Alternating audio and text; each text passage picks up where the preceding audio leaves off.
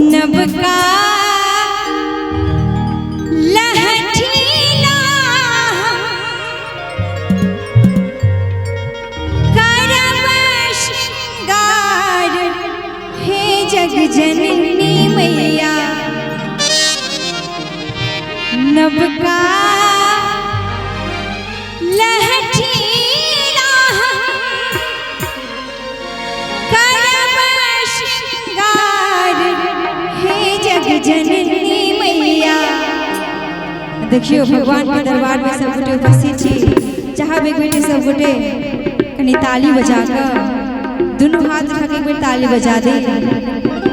ताली नहीं बजेबे तो हमहू सब एते ठाड़ होकर नहीं गेबे, हमहू सब बैस रहबे चुप। कनी जोर से बजा दे एक बेर थपड़ी सब गोटे। जगमग करते आहा के दरबार हे जग जननी मैया जगमग करते आहा के दरबार हे जग जननी मैया नबका लहठीला करब श्रृंगार हे जग जननी मैया नबका लहठीला करब श्रृंगार हे जग जननी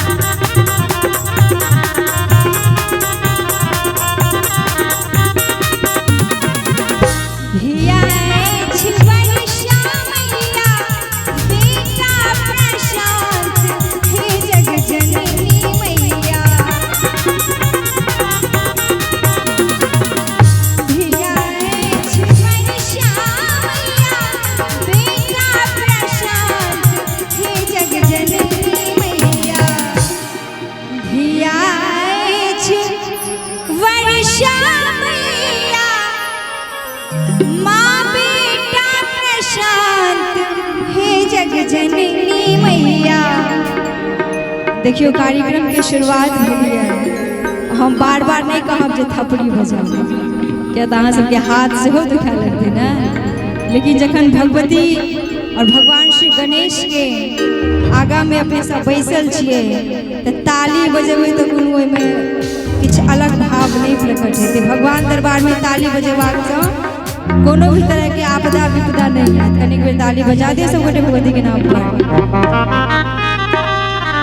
कनी और जोर से बजाबिए।